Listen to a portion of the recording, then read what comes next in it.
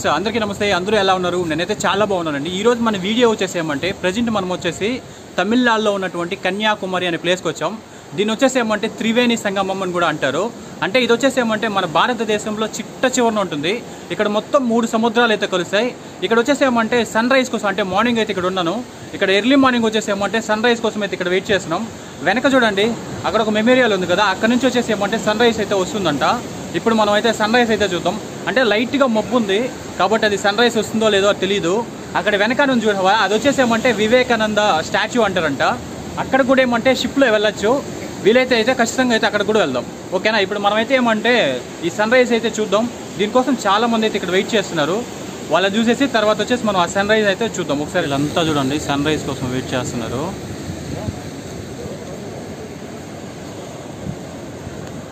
ఎంతమంది ఉన్నారు?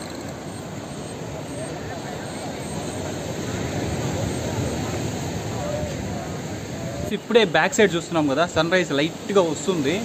నాకు తెలిసినంతవరకు అయితే ఈరోజు బాగానే వస్తుంది అనుకుంటా. ఎంతవరకు వస్తుందో కరెక్ట్గా తెలియదు, చూద్దాం. ఫ్రెండ్స్, ఇక్కడ వచ్చేసి సూర్యోదయం అవుతుంది అని చెప్పేదానికి వాళ్ళైతే శంఖం పోతూ సౌండ్స్ ఇస్తున్నారు. అంటే సూర్యోదయం అవుతుంది చూడండి అనేసి. చాలా బాగుంది అసలు ఆ సౌండ్ కూడా.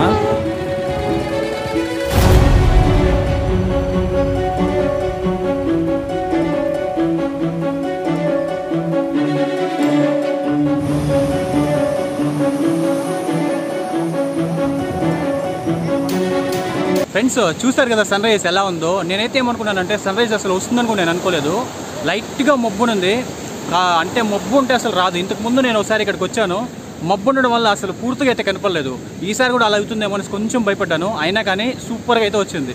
నేనైతే ఫస్ట్ టైం చూస్తున్నాను. చాలా బాగుంది అసలు చూడడానికి. చూడండి ఫ్రెండ్స్, ఇప్పుడు మనం వచ్చేసి ఏమంటే లోపలికి వెళ్ళేసి టికెట్ తీసుకోవాలంట. అక్కడ లోపలికి వెళ్ళాలంట. ఆ మెమోరియల్ ఉంది కదా, వివేకానంద మెమోరియల్, అక్కడికి వెళ్ళాలంటే ఏమంటే టికెట్ తీసుకోవాలంట. అవి అయితే ఆ టికెట్ తీసుకునేసి లోపలికి అయితే అక్కడికైతే వెళ్దాం. ఓకేనా? అంటే లోపలికి అయితే షిప్లో వెళ్ళాలి. మొత్తం ఉంటుంది, చాలా బాగుంటుంది చూడడానికి. ఓకే ఫ్రెండ్స్, ఇప్పుడు మనం అయితే వెళ్ళిపోదాం అక్కడికి.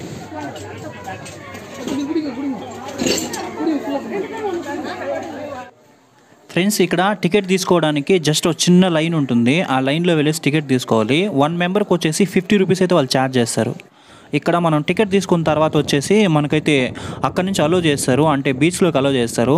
అక్కడ నుంచి జస్ట్ కొంచెం వాక్బుల్ డిస్టెన్స్లోనే మనకైతే షిప్స్ ఉంటాయి. ఆ షిప్స్ ఎక్కేసి వెళ్ళేసి మనం డైరెక్ట్గా అక్కడికైతే వెళ్ళిపోవచ్చు. ఫ్రెండ్స్, సముద్రంలో వెళ్ళడానికి బోట్ అయితే ఎక్కడానికి అయితే వెళ్తున్నాము. 1 మెంబర్కి వచ్చేసి ఏమంటే 50 రూపీస్ అయితే ఛార్జ్ చేశారు. అదే స్పెషల్ ఎంట్రీ అయితే 200 రూపీస్ అయితే ఛార్జ్ చేస్తారంట. ప్రజెంట్ వచ్చేసి వాళ్ళు వచ్చేసి ఏం చెప్పారంటే 7:20కి అంతా అలో చేస్తారని చెప్పారు. కానీ ఏమో ఈరోజు ఏమైందో తెలియదు, కానీ 9:20కి అంతా అలో చేశారు. ఈరోజు 2 అవర్స్ అయితే లేట్ చేశారు. ప్రజెంట్ అయితే ఎక్కుతున్నాము. చూడండి, ఇదే మేము వచ్చే ముందుకు రెడీగా ఉంది. బావు సూపర్. ఎవడన్నా కింద పడతాడని వాళ్ళు తోస్తున్నారు.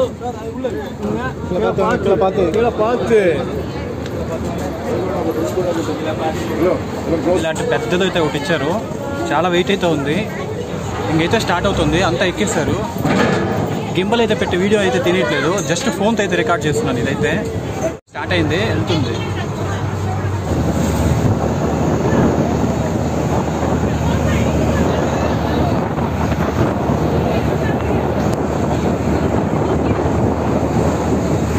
వెళ్తున్నాము. జస్ట్ నార్మల్ స్పీడ్లో అయితేనే వెళ్తుంది. ఫస్ట్ టైం అయితే నేనైతే అంటే ఒక సీలో వచ్చేసి ఏంటంటే బోటింగ్ చేయడం ఫస్ట్ టైం. చూద్దాం, భయంకరంగా ఉంది చూడడానికి.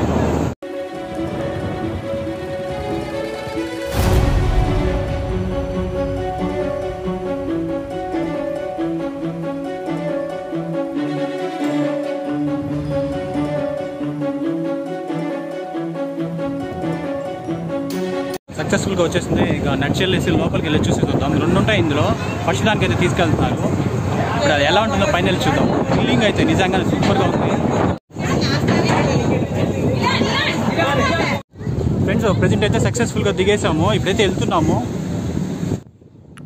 ఫ్రెండ్స్, ఇక్కడ విపరీతమైనటువంటి గాలి ఉండడం వల్ల కొంచెం సౌండ్ వచ్చేసి నాయిస్ వస్తుంటుంది. అందువల్ల నేను మళ్ళీ డబ్బింగ్ చెప్తున్నాను. ఇక్కడ వచ్చేసి ఈ వివేకానంద మెమోరియల్కి వెళ్ళాలంటే ఇక్కడ వచ్చేసి 1 పర్సన్కి వచ్చేసి 20 రూపీస్ వచ్చేసి ఎంట్రీ టికెట్ ఉంటుంది.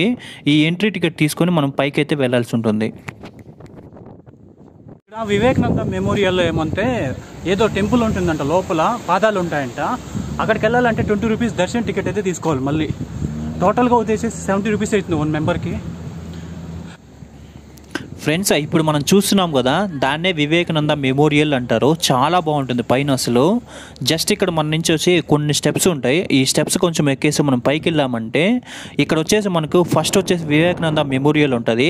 అలాగే పక్కన ఇప్పుడు మనం చూస్తున్నాం కదా, అక్కడ ఒక టెంపుల్లా ఉంటుంది. మొత్తము అక్కడ కన్యాకుమారి అమ్మవారి పాదాలు ఉంటాయి. ఇప్పుడు మనం చూస్తున్నాం కదా, దీన్ని వచ్చేసి వివేకానంద మెమోరియల్ అంటారు. ఇక్కడ చాలా బాగుంటుంది అసలు. కనీసము ఈ వివేకానంద మెమోరియల్కి వెళ్ళే ముందు వచ్చేసి మనం వచ్చేసి ఇక్కడ ఉన్న బీచ్ చూడండి, చుట్టూ 4 వైపులా సముద్రం ఉంటుంది. అసలు నిజంగానే చాలా బాగుంటుంది. ఎలా ఉంటుందో మీరే చూడండి.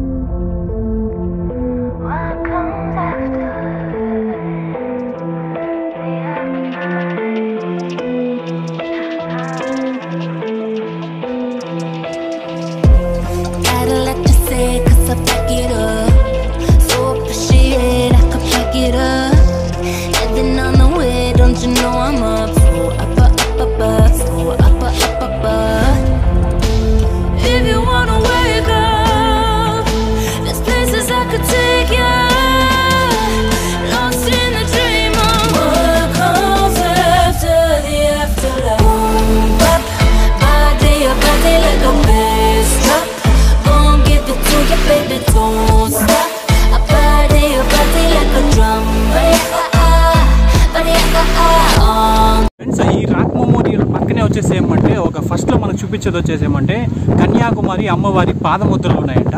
అంటే ఒకే ఒక సింగిల్ పాదం ఉంటుంది. ఇప్పుడు మనం అక్కడికే వెళ్తున్నాం. లోపలికి వెళ్ళకి ఎలా ఉంటుందో చూపిస్తాను, ఓకేనా? కానీ అలో లేదని చెప్తున్నారు. వీలైనంత వరకు అయితే నేనైతే కవర్ చేయగలుగుతాను.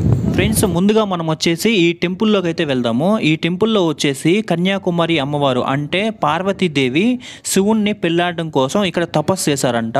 అందువల్ల ఇక్కడ కన్యాకుమారి అమ్మవారి పాదముద్రలు ఉన్నాయి. వాటిని చూద్దాం. ఇక్కడ వివేకానంద రాక్ మెమోరియల్ ఏమంటే ఫస్ట్ వచ్చేసి కన్యాకుమారి అమ్మవారి ఇక్కడ వచ్చేసి ఏమంటే పాదాలు ఉన్నాయి. అవి వచ్చేసి నేనేమంటే పాదాలు అయితే చూపించడానికి అలో లేదంట. ఇప్పుడు నేను ఉన్నది అదే చూస్తున్నాను కదా, అక్కడ బ్యాక్ సైడ్ ఉన్నాయి. లోపల నేనైతే చూపించలేకపోతున్నాను. ఇంకా పైన ఉన్నాయి, అన్నీ చూపిస్తాను, ఓకేనా?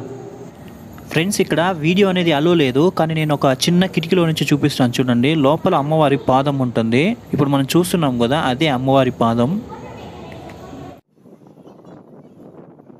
ఇక్కడ మనం ఈ టెంపుల్లో నుంచి జస్ట్ మనం బయట వచ్చిన వెంటనే మనకు జస్ట్ ముందరే మనకు వివేకానంద మెమోరియల్ ఉంటుంది. ఇప్పుడు మనమైతే అక్కడికైతే వెళ్ళిపోదాం. వెళ్ళే ముందు వచ్చేసి కిందన చాలా పెద్ద పెద్ద ఏనుగులు ఉంటుంది. చాలా బాగుంటుంది అసలు ఎంట్రన్స్. ఇప్పుడు మనం ఇక్కడ నుంచి వచ్చేసి జస్ట్ పైకి అయితే వెళ్ళిపోదాం.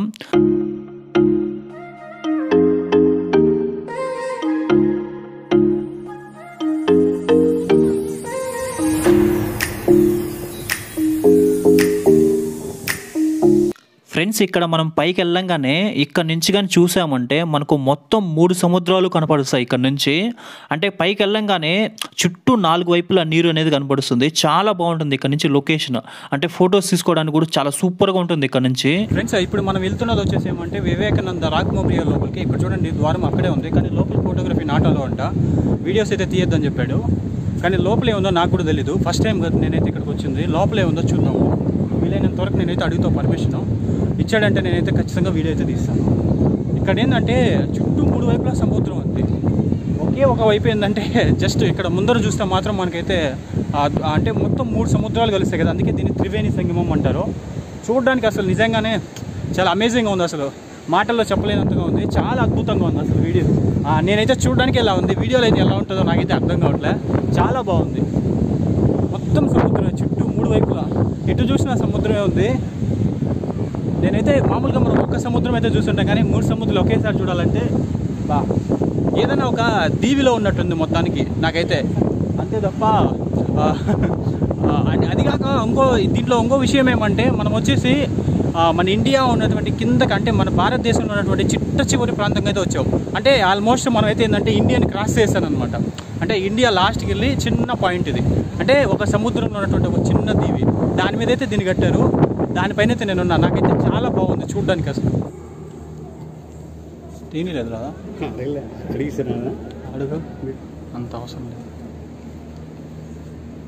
లోపల నుంచి వీడియో తీయలేదు, నేను కొంచెం బయట నుంచి కవర్ చేస్తున్నాను. లోపల ఏమంటే ఒక పెద్ద విగ్రహం అయితే ఉంది. ఇక్కడ వచ్చేసి ధ్యానం చేసి ఆయన అయితే వెళ్ళాడంట. దాని వచ్చే స్టోరీ అయితే ఇప్పుడు చెప్తాను చూడండి. ఫ్రెండ్స్, మీకంతా స్వామి వివేకానంద గురించి అయితే తెలిసి ఉంటుంది. ఆయన వచ్చేసి ఏంటంటే ఫస్ట్ టైం ఇక్కడ ధ్యానం చేసి చికాగో అయితే వెళ్ళారంట. ఇక్కడ ధ్యానం చేసి చికాగో వెళ్ళారు కాబట్టి ఇక్కడైతే ఆయన స్టాచ్యూ అయితే పెట్టారు. లోపల కూడా ఒక పెద్ద విగ్రహం అయితే ఉంది. నేనైతే కవర్ చేశాను, అంటే వాళ్ళైతే వీడియో తినలేదు వాళ్ళు. ఫ్రెండ్స్, ఇక్కడ ఎక్కువ గాలి రావడం వల్ల నేను చెప్పేది అంతగా వినపడట్లేదు, అంటే ఎక్కువ నాయిస్ వస్తుంది కాబట్టి డబ్బింగ్ చెప్తున్నాను. ఫ్రెండ్స్, ఇక్కడ స్వామి వివేకానంద 1892 సంవత్సరంలో ఇక్కడ ఈ బండరాతి పైన ధ్యానం చేసి ఆయనైతే జ్ఞానోదయం పొందారంట.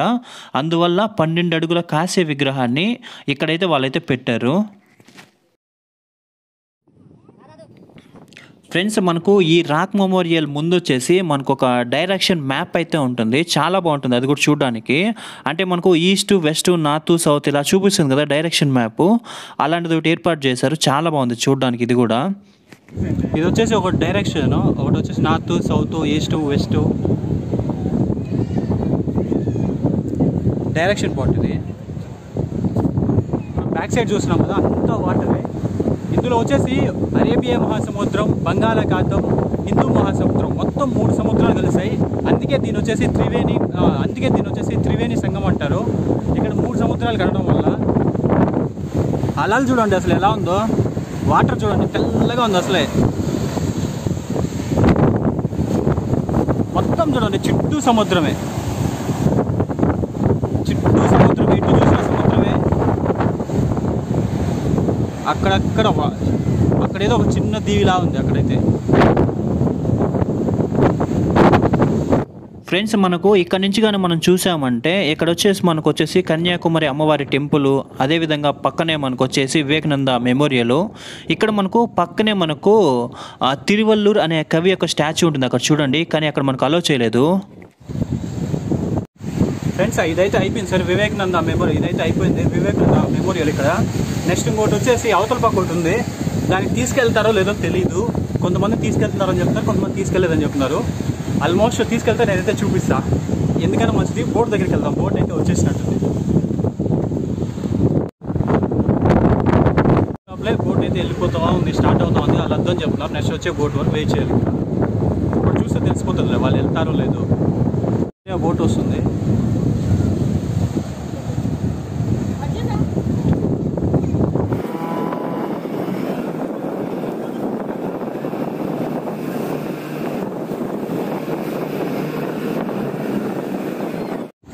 ఇది ఒకటి తీసుకోని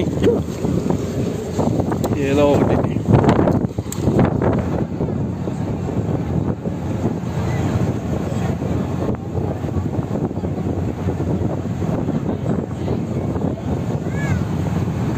మోరల్కి తీసుకెళ్ళరంట. మనమైతే రెండునే వెళ్ళిపోతున్నాము. ఫ్రెండ్స్, ఇదే ఫ్రెండ్స్ వీడియో. మీకైతే ఈ వీడియో బాగా నచ్చింది అనుకుంటా. నెక్స్ట్ వీడియో అయితే మళ్ళీ చేసుకుందాం. ఓకే ఫ్రెండ్స్, ఇదే ఫ్రెండ్స్ వీడియో. నెక్స్ట్ వీడియోతో మళ్ళీ కలుసుకుందాం. Bye bye.